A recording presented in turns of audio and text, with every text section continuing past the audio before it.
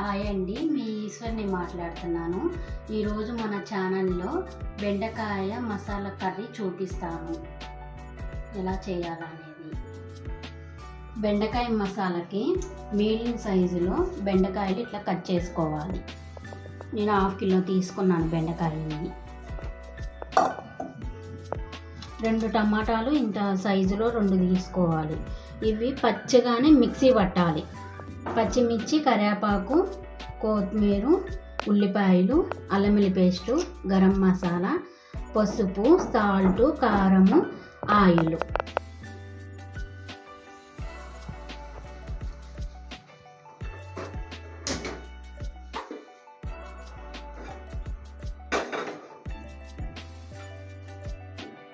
నాలుగు స్పూన్లు ముందు ఆయిల్ పోసుకోవాలి.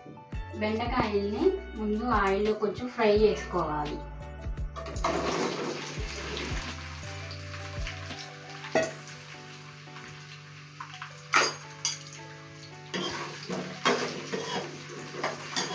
మన ఇంట్లో పిల్లలు బెండకాయ పులుసు అన్న, బెండకాయ కూర అన్న తొందరగా తినరు కదండి. అందుకని ఇట్లా మసాలా కర్రీలా చేస్తే పిల్లలు ఇంట్రెస్ట్గా తింటారు.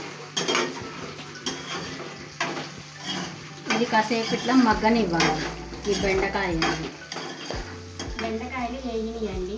ఇవి తీసుకొని పక్కన పెట్టుకోవాలి.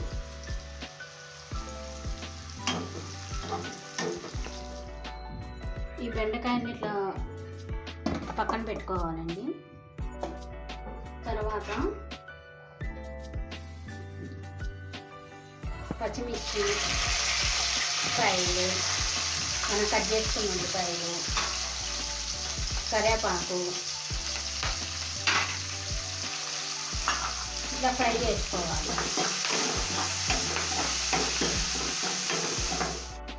ఇట్లా వేగినాయండి ఉల్లిపాయలు. తర్వాత అల్లం వెల్లుల్లి పేస్ట్ కొంచెము,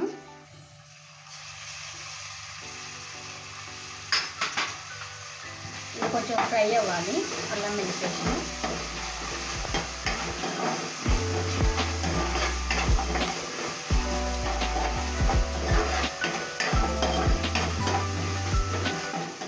పసుపు, సాల్ట్ తగినంత,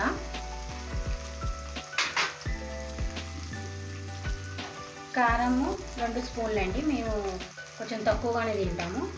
మీకు కావాలంటే ఇంకొక స్పూన్ అట్లా వేసుకోవచ్చు. బాగా ఇట్లా కలుపుకోవాలండి. ఇది కలుపుకున్నాక తర్వాత కొంచెం గరం మసాలా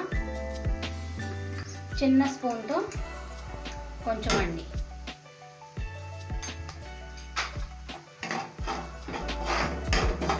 మసాలాలు మీకు కావాలంటే వేసుకోవచ్చు, లేదంటే కొంచెం వేసుకోవచ్చు, తినేదాన్ని బట్టి.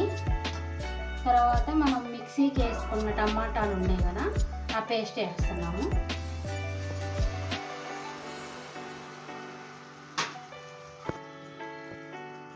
ఇప్పుడు ఇది బాగా కలుపుకోవాలి.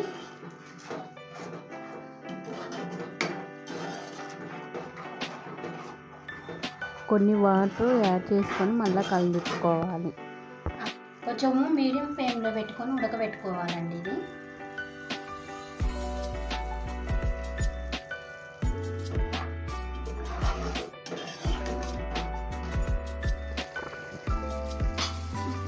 ఇది ఇట్లా ఉడికింది కదండి.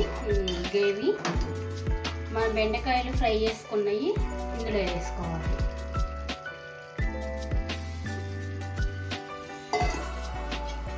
ఇది బాగా ఇట్లా కలపాలి.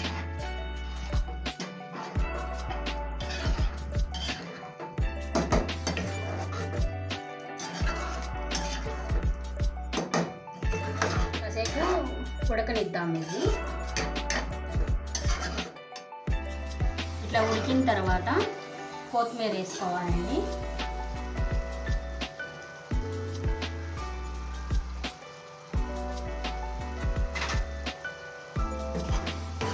కొత్తిమీర వేసినాక మంచిగా కలుపుకోవాలి.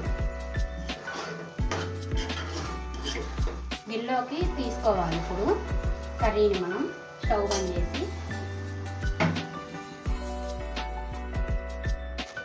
ఆయన ముందు టేస్ట్ చూసి చెప్తాడండి. బాగా బెండకాయ మసాలా కర్రీ చేశాను, తిని ఎట్లా ఉందో చెప్పండి.